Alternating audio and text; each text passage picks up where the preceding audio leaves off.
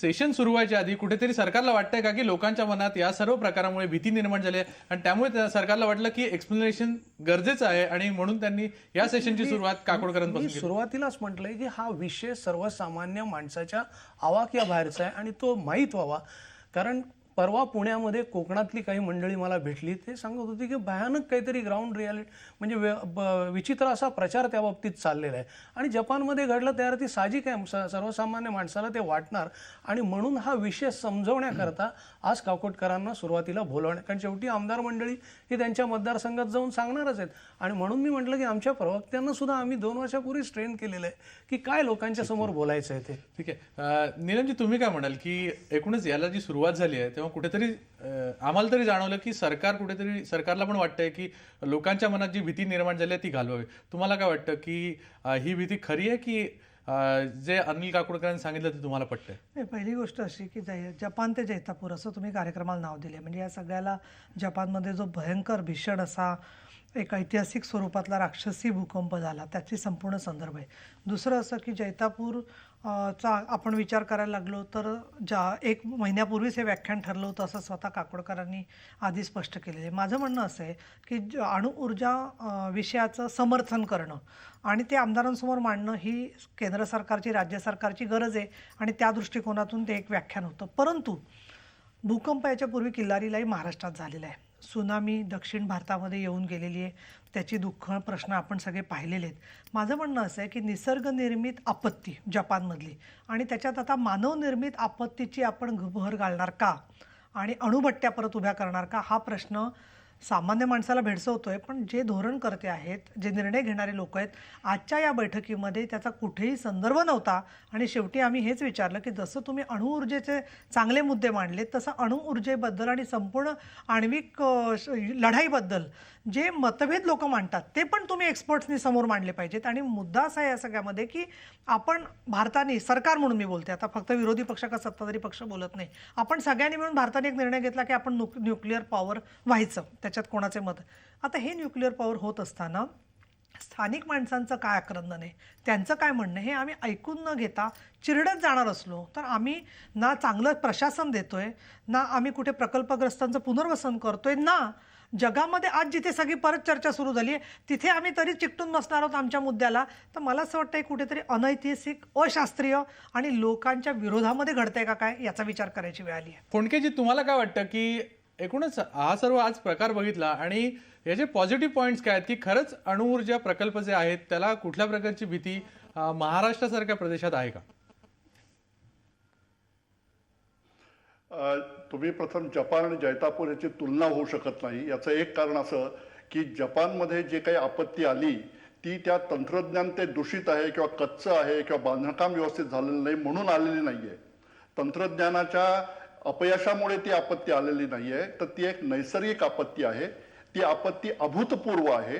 9 Richter स्केलचा भूकंप आणि त्याचबरोबर सुनामी अशी एकत्र येण्याची शक्यता 10,000तून किंवा 1 लाखातून 1 एवढीच आहे. म्हणजे 1% हा धोका आहे. तेव्हा हा धोका इथेही उद्भवेल याची जर 1% इतकीच शक्यता असेल तर त्या शक्यतेला गृहीत धरून आपण या प्रकल्पाला विरोध करायचा का हे प्रथम ठरवायला हवं. दुसरं असं की यामध्ये सुरक्षेचे जे उपाय योजले गेलेले आहेत ते सुरक्षेचे उपाय पर्याप्त आहेत हे त्या बद्दलच्या तज्ज्ञांनी वारंवार सांगितलेलं आहे. आज जगामध्ये 450 अणुभट्ट्या कार्यरत आहेत. एक्झॅक्ट आकडा सांगायचा तर 448. जपानमध्येही 52 अणुभट्ट्या कार्यरत आहेत. जपानमध्ये यापूर्वी 7.8 एवढ्या रिक्टर स्केलचे भूकंप होऊन गेलेले आहेत. त्यावेळेला या अणुभट्ट्यांना काहीही झालेलं नव्हतं. कालही जेव्हा भूकंप झाला, सुनामी आली, त्यावेळेला इतर इमारती वाहून गेल्या, इतर इमारती पडल्या, परंतु ती अणुभट्टीची इमारत तशी शाबूत होती. हा सर्व प्रकार पाहता आपण ही तुलना कशी काय करू शकतो? एका बाजूला आपण नैसर्गिक आपत्तीचा विचार करतोय, दुसऱ्या बाजूला या तंत्रज्ञानाच्या क्षमतेचा विचार करतोय. हे 2 वेगळे विषय आहेत. नैसर्गिक आपत्ती कुठेही येऊ शकते, परंतु तंत्रज्ञान कच्चं असल्यामुळे जर काही अपघात झाला असता तर आपण आपल्या अणुकेंद्रांबद्दल जास्त साशंक व्हायला पाहिजे. अर्थात याचा अर्थ असा नव्हे की आपली जी सुरक्षा व्यवस्था आहे त्यांचा आपण पुनर्विचार करायला नको का, जरूर करायला हवा, त्याची आपण आणखी एकदा परत खात्री करून घ्यायला हवी.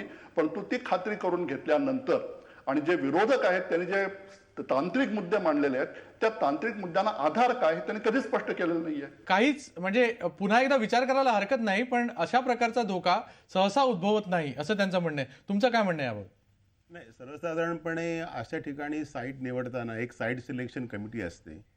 ती कमिटी त्यात काही महत्त्वाचे मुद्दे असतात, विशेषतः त्यातला म्हणजे की तिथे पर्यावरणाला काय धोका आहे का, त्याहीपेक्षा सिस्मॉलॉजिकली म्हणजे जर तिथे तो विभाग हा म्हणजे भूकंपग्रस्त किंवा भूकंप होण्याची शक्यता असलेला असा प्रदेश आहे काही तपासलं जातं. अशा रिपोर्टनंतर जेव्हा साईट सिलेक्शन जे होतं त्यात सर्व काळजी घेतली जाते. हे जरी मान्य असलं तरी पण आता प्रश्न मुळात असा आहे की बाळा फोंडकेंनी जे म्हटलं की पुन्हा एकदा तपासणी केली पाहिजे. याला कारण असं की 3 माईल आयलँडचं ॲक्सिडेंट आपल्याला माहीत आहे, नंतर चेर्नोबिलचं ॲक्सिडेंट आपल्याला माहीत आहे की ज्याच्यामध्ये टेक्निकल फेल्युअर झालं होतं. ते म्हणजे काही एखादं नैसर्गिक आपत्तीमुळे अपघात झालेले नव्हते, तर ते टेक्निकल फेल्युअर होतं. तशा प्रकारचं फेल्युअर आपल्याकडे होणार नाही ह्याची प्रथम आपण काळजी घेतली पाहिजे. आणि ह्या बाबतीमध्ये आपलं अणुतंत्रज्ञान तितकं सक्षम आहे ह्याची आम्हाला खात्री आहे. नैसर्गिक आपत्ती जर म्हटली तर त्याच्यामध्ये भूकंप झाल्यानंतर तिथे अशी जपानसारखी परिस्थिती होऊ नये की रिॲक्टर फेल झाल्यानंतर बंद करावं लागल्यानंतर ॲटोमॅटिकली की तिथे कूलिंग सिस्टीम आपल्याला पर्याप्त योजना असायला पाहिजे. जर साऊथमध्ये असं झालं की न्यूक्लिअर पॉवर सप्लाय जो होता प्लांटला तो 50 फूट उंचीवरती होता, त्यामुळे सुनामीमुळे तिथे काय पाणी शिरलं नाही आणि रिॲक्टर सेफ झाला. परंतु ह्या अशा आपत्कालीन योजना ज्या आहेत त्या अत्यंत कणखर मजबूत असणं फार आवश्यक आहे. दुसरं की आपली ऑपरेशन कॅपॅसिटी आहे की मॅनपॉवर्स जो त्याच्यामध्ये एम्प्लॉय झालेला असतो की टेक्नॉलॉजी आहे त्याचं वर्कमॅनशिप ज्याला आपण म्हणू ती तितकी मजबूत असणं आवश्यक आहे. असं नाही की प्लॅन तयार झालं सर्व सेफ वाटतं, कुठल्या कॅलॅमिटी हा नशिबाचा भाग आहे, परंतु day to day management of the plant आहे हे तितकंच महत्त्वाचं आहे. आता जवळजवळ 10,000 मेगावॅट इलेक्ट्रिकल प्लांट तिथेच बसवणं. मागे राजीवजी गांधींनी एक योजना दिली होती की 100च्या जास्त आपण small and medium scale nuclear power station ह्या देशामध्ये आणूया, कारण अणुऊर्जा म्हणजे ऊर्जा अत्यंत महत्त्वाची आहे. परंतु दुर्दैवाने चेर्नोबिलमुळे तो प्रोजेक्ट मागे पडला. आपण म्हणतो जी मॅनेजमेंट आहे गाडगेजी त्याच्यावर लोकांचा विश्वास नाही. माझ्या मते अणुप्रकल्पाला विरोध नाही आहे कुठल्याच पार्टीचा. ते म्हणतात की ज्या पद्धतीने हा आणला जातोय किंवा ज्या पद्धतीने एकूणच सरकारचा कारभार आहे किंवा ज्या पद्धतीचे रिपोर्ट्स आलेले आहेत त्याच्यानंतर त्यांचं शंका निरसन व्यवस्थितपणे केलं जात नाही, याला त्यांचा विरोध आहे. या बाबतीत एक झालेलं आहे की गैरप्रचार खूप चाललेला आहे. काही ठिकाणी लोकांना घाबरवून सोडण्यात आलेलं आहे. पुण्यामध्ये परवा मला कोकणातली काही मंडळी भेटली, त्यांनी तर धक्कादायक माहिती सांगितली. त्यांनी सांगितलं की तिथे जर प्रकल्प आला तर मुलांचे हातपाय वाकडे होतील आणि काय म्हणजे त्याला काही रेलेव्हन्सच नाही, अशा तऱ्हेचाही प्रचार चाललेला आहे. मूळ मुद्दा असा आहे की मी पुन्हा सांगतोय की याला ऑल्टरनेटिव्ह जर दुसऱ्या कोणाकडे असेल तर त्यांनी जरूर द्यावा. नाही मग लोकांचं प्रबोधन का केलं गेलं नाही व्यवस्थित? लोकांचं प्रबोधन चाललेलं आहे. हा एक परत लक्षात घ्या की हा अतिशय अवघड विषय सर्वसामान्य लोकांना समजवण्याकरता. उदाहरण द्यायचं झालं तर अमेरिकेमध्ये दर साल 15,000 युनिटची आज त्यांची क्षमता आहे. आपली आजची क्षमता आहे दर साल फक्त 650 युनिट आणि आपली रिक्वायरमेंट आहे दर साल 5,000 युनिटची. तुम्ही मला सांगा हा टप्पा जर गाठायचा असेल, म्हणजे हा पहिला मिनिमम टप्पा 5,000चा आपण धरलाय, तो गाठायचा असेल तर तुम्हाला प्रकल्प कुठला तर आणायला पाहिजे. त्याकरता तुम्हाला काही इम्प्लिमेंटेशन्स करायला पाहिजे. म्हणजे आणूही द्यायचं नाही, विरोधही करायचा आणि वर म्हणायचं की सरकार काही नाही, थांबा पूर्ण होत्या, सरकार काही करत नाही वीज निर्मिती करता. म्हणजे दोन्हीकडनं सरकारला कोंडीत पकडून टीका करायची हे बरोबर नाही. त्यामुळे जे मगाशी म्हटलं तसं की प्रबोधनाचं कार्य सुरू झालेलं आहे, पण त्याला वेळ लागेल. का एका रात्रीत हे होणार नाही, कारण हा विषय सर्वसामान्य माणसाला हा फार टेक्निकल विषय समजायला वेळ लागणार आहे. निलमजी तुम्ही काय म्हणाल संतापजनक की गोष्ट अशी वाटते या सगळ्यामध्ये की आज पुणे जिल्हा असेल, सातारा असेल, प्रत्येक महाराष्ट्राच्या भागात धरणग्रस्त, प्रकल्पग्रस्त, नंदुरबार, धुळे प्रत्येक भागात लोकांचे प्रश्न आहेत. जे लोक तुम्ही शांतपणे माझा मुद्दा पूर्ण होऊ द्यावं, तुमचा मुद्दा आणखीन 50-55 वर्षाची 5 वर्षाची युतीची सोडली सत्ता, तर बाकी सर्व ठिकाणी किती धरण आणि किती प्रकल्पग्रस्तांचं पुनर्वसन झालं आजही प्रकल्पग्रस्त पायी मोर्चा घेऊन मुंबईत चालत आलेले आहेत. मुद्दा एक. दुसरा मुद्दा असा की सगळ्या प्रकल्पांना आमचा विरोध अजिबात नाही आहे. प्रश्न असा आहे की त्याची प्रक्रिया काय असणार. तुम्ही डाऊचा प्रकल्प युनियन कार्बाईड जगभर सिद्ध झालं, तो डाऊचा प्रकल्प पुणे जिल्ह्यात आणला, मग शेवटी वारकऱ्यांच्या आंदोलनानंतर तो कॅन्सल झाला. म्हणजे प्रश्न काय तयार होतो यामध्ये की कार्यपद्धती सरकारची योग्य आहे का, हा दुसरा मुद्दा. आणि तिसरा प्रश्न त्याच्यात येतोय की आता जैतापूरमध्ये जर का गैरसमज झाले असं तुम्हाला वाटत असेल तर आण्विक ऊर्जा हवी का नको याच्यापेक्षा सुद्धा लोकांना जर का तिथे प्रकल्प नको असेल कुठलाही XYZ, मी तर पुढे जाऊन म्हणेन की एक्सप्रेसवे सुद्धा झाला तेव्हा सुद्धा काही लोकांच्या शेतात बदल करायला लागले. एक तरी ठिकाणी आपल्याला असं दिसलं का की लोकांनी आंदोलन केलं. म्हणजे कुठेतरी लोकांना योग्य तो भाव मिळाला. तर जसं पुण्यात सुद्धा काही SEZ लोकांनी स्वीकारलेले आहेत त्याच पद्धतीने सर्व ठिकाणी लोक प्रकल्पाला विरोध करायला उभे असतात अशातला भाग नाहीये.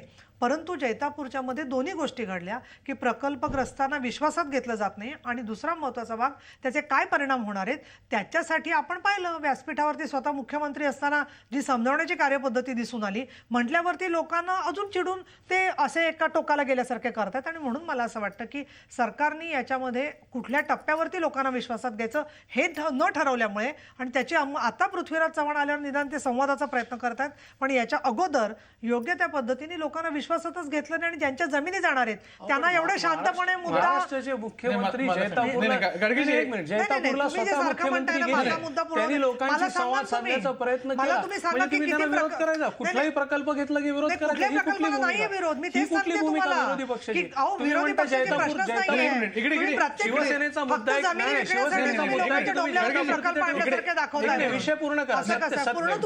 जैतापूरला तुम्हाला प्रकल्प नको आहे, तुम्ही दुसरीकडे हलवा. म्हणजे काश्मीर मधली सफरचंद तुम्ही दक्षिणेमध्ये पिकवा असं नाही. काहीतरी लॉजिक पाहिजे ना त्याला. गाडगेजी, एक मिनिट. त्याला जागेची आवड नाही. मला प्रश्न विचारला. महाराष्ट्रातल्या मला प्रश्न कुठल्याही विचारू दे. प्रकल्पाला ठीक आहे. विरोध करण्याची जी भूमिका आहे ह्याला कुठल्याही आमचा विरोध प्रकल्पाला आहे. विरोध नाही. हा माझ्या मोठ्या मते आपण मुद्देसूद सरकारचा जाऊया, कारण असं मोठा बोललं तर प्रचार चाललेला आहे तुमचा. लोकांपर्यंत हा विषय कधीच पोहोचणार नाही.